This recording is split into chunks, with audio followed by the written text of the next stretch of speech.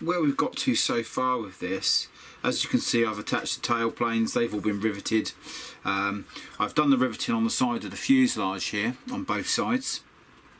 What I've been trying to do is keep to the drawings that are in the back of the book that I reviewed on my YouTube channel, the FW190 and the TA152 from Valiant Productions. There's some beautiful scale drawings in the back, 1/48 scale drawings, which I've used to put the riveting detail in the right places. So using these drawings, what I've done, I've added all the side detail, I've added on both sides and on the tail planes, and now I'm going to come in and I'm going to show you how I did the riveting detail on the top of the wings here and on the bottom here. Okay, and so I'm really happy with the result. It's not 100% accurate in terms of the drawings. I've tried my best to keep to it. What I really wanted to go for is, rather than just a perfect rivet counting, precise rivet detail on here, what I've tried to do, I just wanted to give it that effect. Some of this might get lost during the weathering process, so I've tried to keep it as close and accurate to the drawings as possible. But this is my first time with this, and I'm really happy so far with how it's turned out. The riveting detail is quite good. I opted in the end to go for the riveting wheel rather than the punches. I think the punches would have looked really nice, but you know, time limits suggest that I'm just not going to get that finished in time, so I went with the riveting wheel, and I'm really quite happy with how that's come out. And so I'm going to get on now, and I'm just going to show you how I did it on the wings here. What I've done first of all, I've got an old Sharpie type pen here that I've added some X20A inside it to thin the ink down right a lot. And then what I do with this, I've drawn along the panel lines and then come in and just wiped it away, just so I can see these panel lines a little bit better on the plastic. Okay, I've done that on the sides as well, and that just is going to help me when I put my guides down to help me to put the rivets in the right place.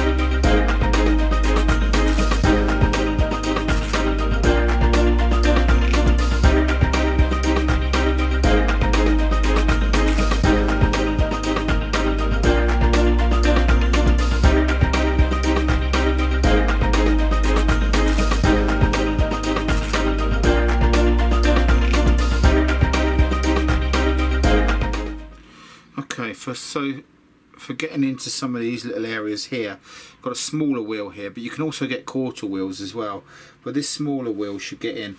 All I do is I line up the teeth to where the other ones came to, just by digging that into the teeth there, and then all I'm just going to do is carry that line on a little bit further.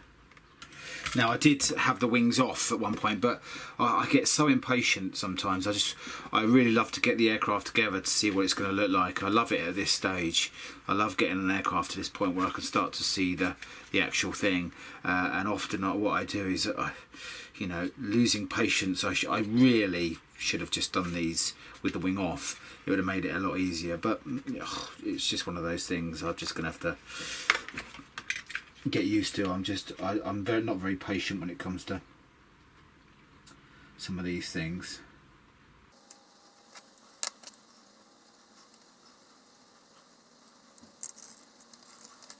Okay, so with this one I'm using the Dymo tape. I've laid that along the edge. That's really nice at getting a nice straight line along there. Yeah, I'm really happy with that. So, of the three things, you know, this is quite good for if you're just going to hold it in place and just run it along. This stuff's great for conforming around the on the fuselage, but if you're doing nice long straight lines, the dyno, you can't beat the dyno tape. It's really good, and you can reuse it.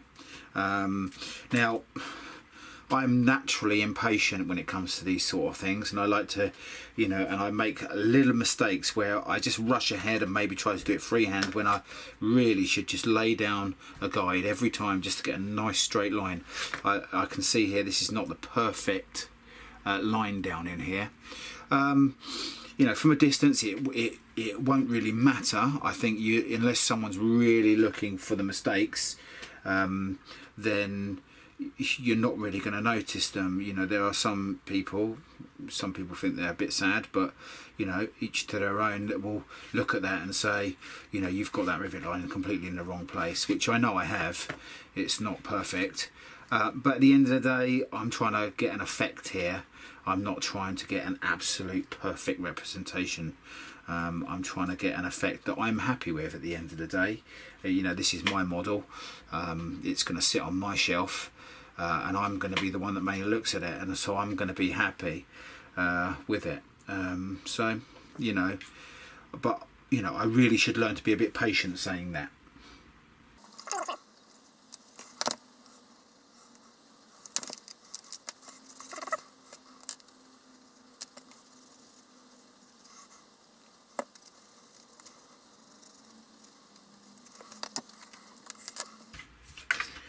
I think when you're doing the wings, it's quite important that possibly, you know, if you want to get it done well, you know, do one side, then do the other, and then work in that sort of way, rather than, you know, maybe do the whole wing and then do the whole wing here.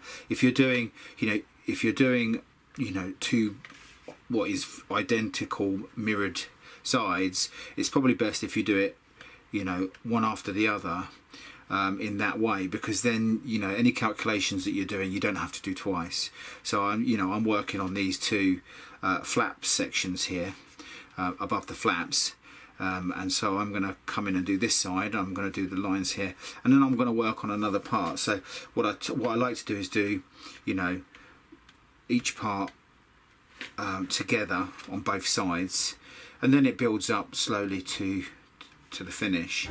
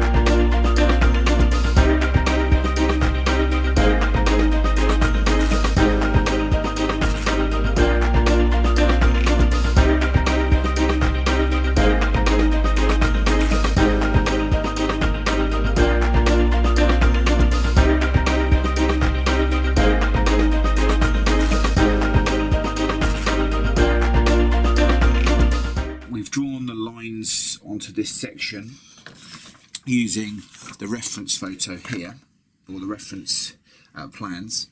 So I've transferred this onto here using the OHP pen, and then I've come in freehand and followed the line down freehand. Now if you've got a steady hand, you can quite easily create a straight line with this. It's easier when you draw the lines on, so that's why I draw the lines on here to do that. Now alternatively, what you could come in and put a guide down and then go along that guide, but I find it's just as easy, but you have to be careful just in case it just sort of skews off to one side. So that's that. And obviously what we do then, we come in and we just clean off those lines to reveal just the rivet lines, and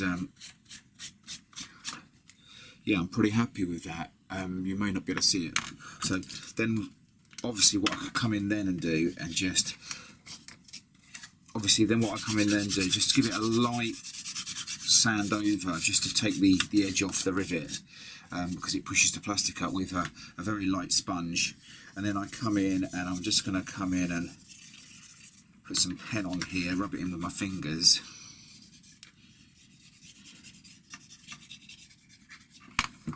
Then I'll come in and clean it off with a bit of X28.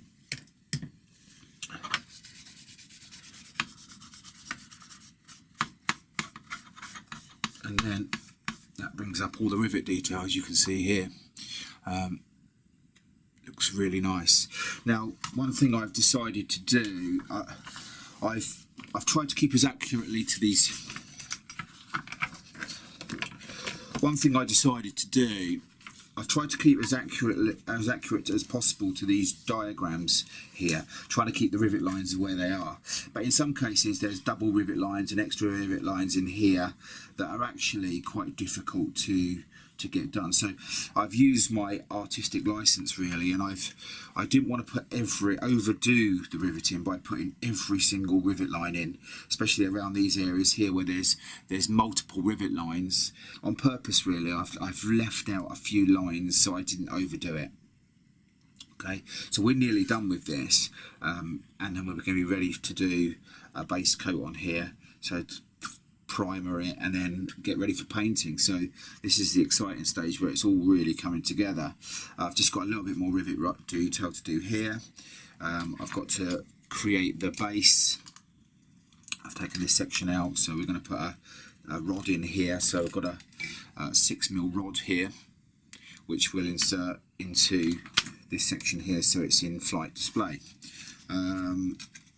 So I've just got a little bit more riveting to do, and then we'll be ready to paint. I've just got a couple of things to tidy up, some bits on the gear doors that I need to put in this little section here, but generally it's almost complete.